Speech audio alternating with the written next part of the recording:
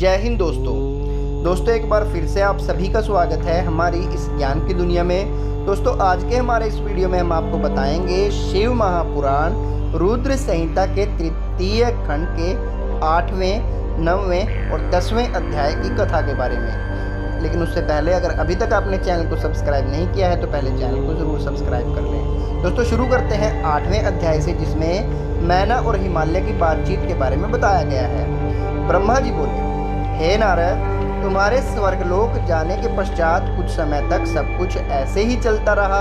एक दिन मैना अपने पति हिमालय के पास गई और उन्हें प्रणाम कर उनसे कहने लगी, हे प्राणनाथ, उस दिन जब देवर्षि नारद हमारे यहाँ पधारे थे और पार्वती का हाथ देखकर उसके विषय में अनेक बातें बता गए थे, तब मैंने उनकी बातों पर ध्यान दिया था।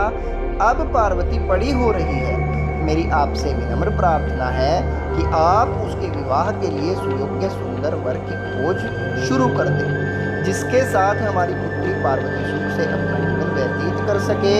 वह शुभ लक्षणों वाला तथा कुलीन होना चाहिए, क्योंकि मुझे अपनी पुत्री अपने प्राणों से भी अधिक प्यारी है। मैं सिर्फ पुत्री का सुख चाहती हूँ। यह कहकर मैना की आंखों में आंसू आ गए और वे अपने पति के चरणों में गिर पड़ी। तत्पश्चात हिमालय ने पत्नी मैना को प्रेम पूर्वक उठाया और उन्हें समझाने लगे। वे बोले, हे देवी, तुम व्यर्थ की चिंता त्याग दो। मुनि नारद की बात कभी झूठ नहीं हो सकती। यदि तुम पार्वती को सुखी देखना चाहती हो तो उसे भगवान शिव की तपस्या के लिए प्रेरित करो। यदि शिव जी प्रसन्न हो गए तो वे स्वयं ही पार्वती का पाणी ग्रहण कर लेंगे। तब सब कुछ शुभ होगा, सभी अनिष्ट और अशुभ लक्षणों का नाश होगा। भगवान शंकर सदा मंगलकारी हैं, इसलिए तुम पार्वती को शिव जी की कृपा दृष्टि प्राप्त करने के लिए तपस्या करने को शिक्षा दो। हिमालय की बात सुनकर मैना प्रसन्नता पूर्वक अपनी पुत्री पार्वती को तपस्या के लिए कहने उसके पास चली गई। तो दोस्तों यहाँ पर समाप्त होता है 8वां अध्याय और शुरू होता है 9वां अध्याय, जिसमें पार्वती के स्वप्न के बारे में बताया गया है। ब्रह्मा जी बोले, हे मुनिश्रेष्ठ नारद, जब मैना पार्वती के पास पहुंची तो उन्हें देखकर सोचने लगी कि मेरी पुत्री तो कोमल और नाजुक है। यह सदैव राजसी ठाट बाट में रही है। दुख और कष्टों को सहना तो दूर की बात, उनके बारे में कभी यह सर्वथा अनजान है। पार्वती को उन्होंने बड़े ही लाड़ और प्यार से पाला है, तब कैसे मैं अपनी प्रिय पुत्री को कठोर तपस्या करने के लिए प्रेरित कर सकती हूँ। यही सब सोचकर मैना अपनी पुत्री से तपस्या के लिए कुछ नहीं बोल सकी। तब अपनी माता के चिंतित चेहरे को देखकर साक्षात जगदम्बा का अवतार धारण करने वाली देवी पार्वती यह जान गई कि उनकी माताजी क्या कहना चाहती हैं। तब सब कुछ जानने वाली देवी भगवती का साक्षात स्वरूप पार्वती बोली, हे माता, आप यहाँ कब आई? आप बैठिए। माता, पिछली रात्रि के ब्रह्म मुहूर्त में मैंने एक स्वप्न देखा है, उसके विषय में मैं आपको बताती हूँ। मेरे सपने में एक दयालु और तपस्वी ब्राह्मण आए। जब मैंने उन्हें हाथ जोड़कर नमस्कार किया तो वे मुस्कुराते हुए बोले कि तुम अवश्य ही भगवान शिव शंकर की प्राण वल्लभा बनोगी, इसलिए उन्हें प्रसन्न करने के लिए उनकी प्रेम पूर्वक तपस्या करो। यह सुनकर मैना ने अपनी पुत्री के सिर पर प्रेम से हाथ फेरा और अपने पति हिमालय को वहां बुलाया। हिमालय के आने पर मैना ने पार्वती के सपने के बारे में उनको बताया। तब उनके मुख से पुत्री के सपने के विषय में जानकर हिमालय बहुत प्रसन्न हुए। तब वे अपनी पत्नी से बोले, प्रिय मैना, मैंने भी पिछली रात को एक सपना देखा था। मैंने अपने सपने में एक बड़े उत्तम तपस्वी को देखा। वे नारद मुनि द्वारा बताए गए सभी लक्षणों से युक्त थे। वे उत्तम तपस्वी मेरे नगर में तपस्या करने के लिए आए थे। उन्हें देखकर मुझे बहुत खुशी हुई।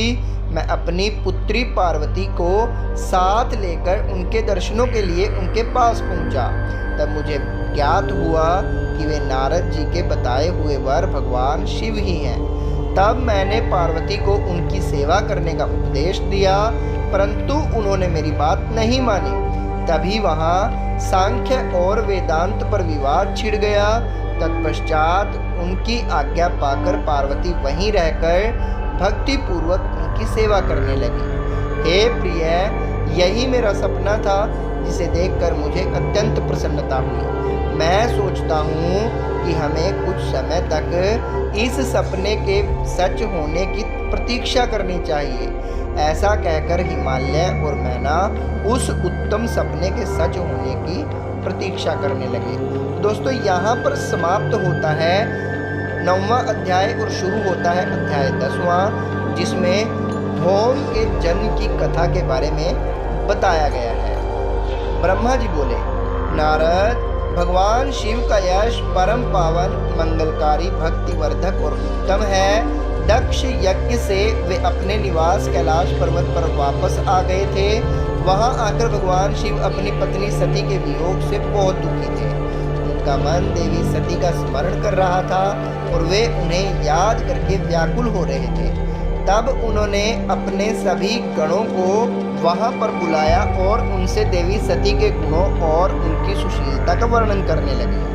फिर गृहस्थ धर्म को त्याग कर वे कुछ समय तक सभी लोकों में सती को खोजते हुए घूमते रहे। उसके बाद वापस कैलाश पर्वत पर आ गए, क्योंकि उन्हें कहीं भी सती का दर्शन नहीं हो सकता था। तब अपने मन को एकाग्र करके वे समाधि में बैठ गए।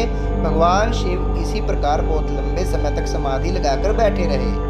असंख्य वर्ष बीत गए। समाधि के परिश्रम के कारण उनके मस्तक से पसीने की बूंद पृथ्वी पर गिरी और वह बूंद एक शिशु में परिवर्तित हो गई।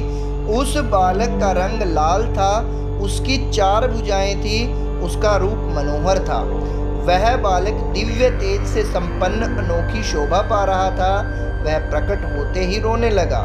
उसे देखकर संसारी मनुष्यों की भांति शिव जी उसके पालन पोषण का विचार करके व्याकुल हो गए। उसी समय डरी हुई एक सुंदर स्त्री वहां आई। उसने उस बालक को अपनी गोद में उठा लिया और उसका मुख चूमने लगी। तब उन्होंने उसे दूध पिलाकर उस बालक के रोने को शांत किया। फिर वह उसे खिलाने लगी। वह स्त्री और कोई नहीं, स्वयं पृथ्वी माता थी।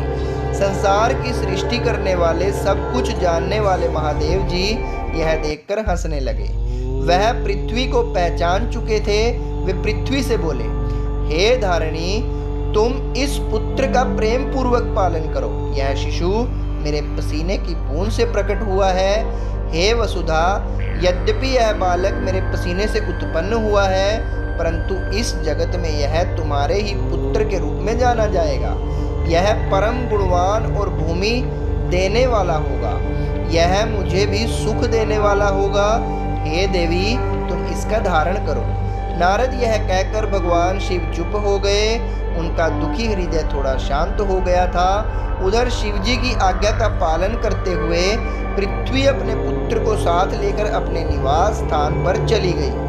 बड़ा होकर वह बालक भौम नाम से प्रसिद्ध हुआ। युवा होने पर भौम काशी गया।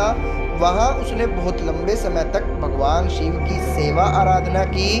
तब भगवान शंकर की कृपा दृष्टि पाकर भूमि पुत्र भौम दिव्य लोक को चले गए। दोस्तों, यहाँ पर समाप्त हो जाता है अध्याय 10वां और हमारा आज का वीडियो भी। जल्द ही मिलेंगे आपको फिर से एक और नई वीडियो के साथ। तब तक के लिए जय हिंद।